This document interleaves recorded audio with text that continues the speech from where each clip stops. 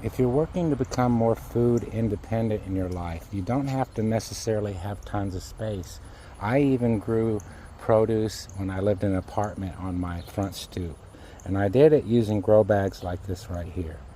Now, these here are cucumbers, bush cucumbers, and you can grow tons of burpless or pickling cucumbers in 7-gallon grow bags like I have right here. And in the summertime, it's important that you use a cover crop. So use a white clover cover crop. That'll help keep them from drying out so fast. But you can grow tons of cucumbers and all summer long, and we have a long season here in Arkansas for these. Look down my row of grow bags at cherry tomatoes that I have, and you can see that these red sweetie cherry tomatoes didn't do too well with the disease and the heat. But we'll see that these orange honeycomb actually handled it pretty well, and I've been giving them vegetative feeds to get them to grow back after the stress they've been through. I'm not focusing on cherry tomatoes right now. And you can see down here, these are called husky red cherries. Now, I started these indoors in January. We were having cherry tomatoes in March last year because of these.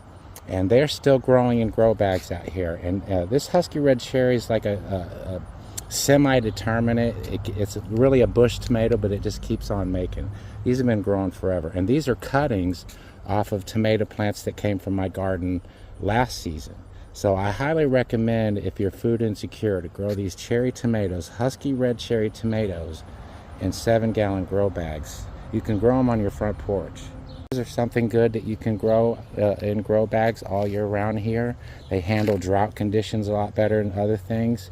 But you can let them overgrow. Even if you let them overgrow with just natural grass, that helps keep you from having to water so much. They hold the water like a sponge. Unlike what you've been taught, natural grasses are not parasitic and do not harm your plants, your vegetable plants. They actually work with them in a symbiotic relationship. Endomycorrhiza from these grasses help these plants show nutrients more efficiently.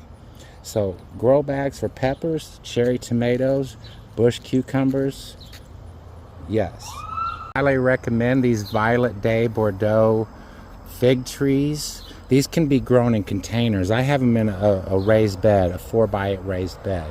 This is just 2 plants, but I cut them back every year, and they grow into huge bushes, and they're covered with figs. And you can top the figs, and you can have them bear all the figs at once if you want. I tend to just let them go and bush out and pick them as they go, and we have fresh figs last half of summer every year now because of this. You can grow them in grow bags, like what I was showing you with the cherry tomatoes, though. But if you have space for a few of these 4x8 raised beds, you can really do a lot of food production in a small amount of space. Here is my strawberry containers garden, and I just started these this year from some bare roots. Some of them are bare root starts from Stark Nursery, and some of them came right out of my own strawberry patch. This time of year, strawberries are suffering from the heat. This isn't their time of year. They do well in the fall and the spring. A lot of strawberry farmers plant them in the fall. That's how they handle theirs, and then they harvest in the spring. But I keep mine going all year round. But then this time of year, you know, they struggle because it's really hot outside. But they are making it, as you can see, but they have struggled. I also have a lot of runners that are coming off, see, that I will use to fill in the spots in the fall when things get easier, right? And I am getting little berries off of them. These are Ozark Beauty and TriStar, which is a smaller, both are ever-bearing. TriStar is a smaller berry that's really sweet and good for baking.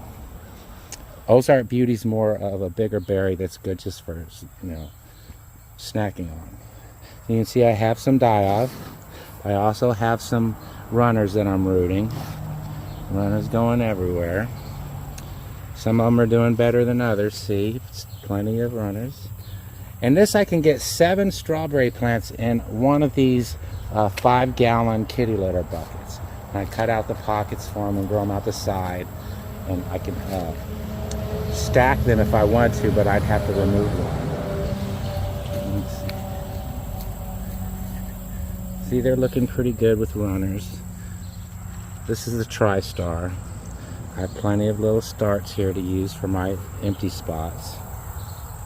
But yes, you can grow strawberries, and you can get a whole lot more in the same amount of space if you grow vertically like this. So these could be configured in a tower up to 5 or 6 buckets tall, or I'm using them horizontally because I want to bring these indoors under lights in the wintertime.